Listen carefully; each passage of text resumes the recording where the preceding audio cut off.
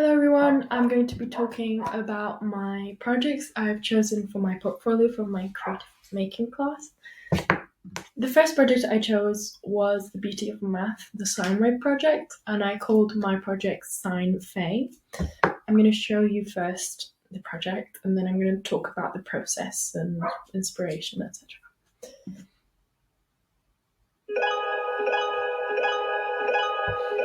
So as you see, it's got mouse interaction.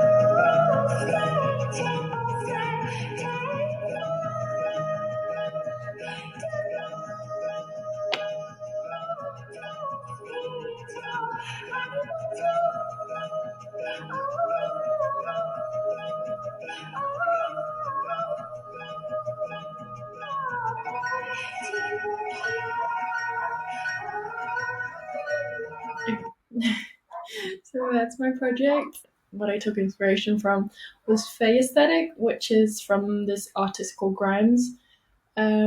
She has this particular aesthetic she calls Faye, and if I could describe it in 2 words, I would describe it as futuristic and delicate.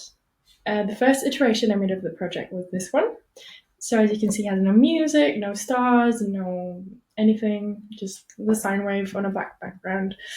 The second iteration, I actually added stars, I added music, I changed some of the colors using a color picker on Google.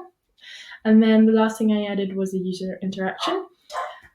Possible future applications for my project, I could maybe morph the sound depending of where the mouse is on the screen.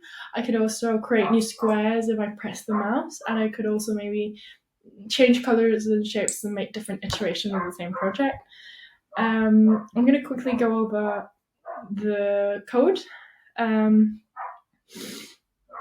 Okay, so I made it in WebGL mode. This is for creating a star. The background of the star twinkle, I used it from this user called WVNL, and the song's called Invocation of Star from Ada. It's a mouthful. So I made this as just a for loop to create some stars. I load the sound, obviously, and I set it up. Then in the draw loop, this is to create some more stars. This is the sine wave. I've commented in here what different things do. Then I draw the spheres and I draw a rectangle, that rectangle that's on there, and then I create a class for star to be able to create new stars and different things. If this affects the twinkle, this affects the size of the particle, it's all commented in. The next project I made was the Pong game. We had to do it inspired by an album cover, so I chose mine inspired by Dark Side of the Moon and like old video games and vintage arcades. So this is the game. Okay, so first you see a notification that tells you how to play the game. It's 2 players and you have to move. You actually have to move A, Z, K, and M to be able to move. You see there's music in the background, and yeah, so that's the project. I'm going to quickly go over the code. This is the alert, this is the paddle. Actually, there's different sketches for each thing. So there's a sketch for the paddles, creates a paddle class. There's a sketch for the ball and the background. Most of the code that I wrote was the background and the design, because the code itself was actually using Pong by a rather long username, and the music is Breathe in the Air. So most of the stuff I did was the design. Maybe the most interesting thing is having the lines move with the paddle, and to do that I used P2 player 1 or player 2 dot pause dot white, so the lines would move the same time as the paddle. 6 minutes. As I said, I used this one. The first iterations, I started with just a basic triangle, then I added more stuff. I used, again, color picker from the album so I could get the exact colors of the project. Final iterations, I used flashing colors for the triangle, and I added music. Possible future applications I could use, I could introduce a start screen and a winner screen to let you know when, instead of using an alert, I could actually make a start screen. And I also could make it a one-player game with an AI or something, so you can play by yourself. The last project is the 2-week design challenge, the other story of your food, and we chose Conguitos. I say we because I made this project with my friend Diana Milena Galido. We both did it together. So the first part of this project was the research journey, and here we have a mood board, and for research we did a mood board, and also the 6 thinking hats thing we did in class. So here's the mood board. It's Miro. This is a little sketch I made.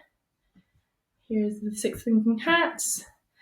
And then also for research, first thing we did was making polls on Instagram. So we actually asked people about what they thought about the design of the project and what they could interpret from it. So here are some screenshots we made of the questions. We made it in both Spanish and English.